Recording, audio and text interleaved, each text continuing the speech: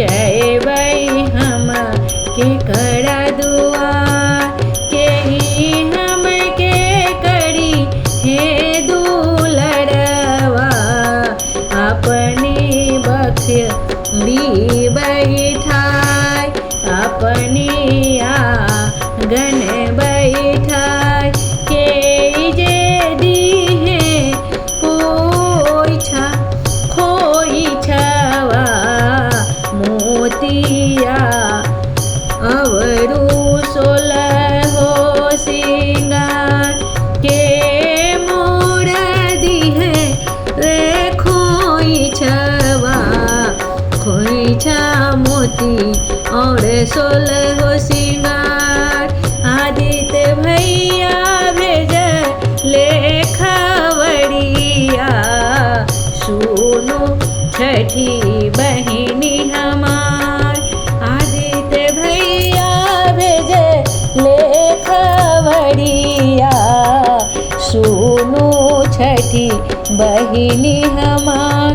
लेके आइबो डोलिया कहरवा आई हाय ना आई हाय ना हम करबो तोहरा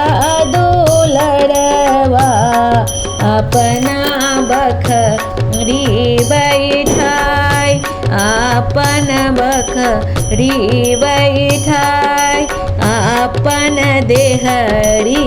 बैठाय भाभी तोहर दी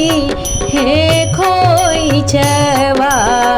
दी हे मोतिया और 16 हो सिंगार दी हे मोती और 16 हो सिंगार जुग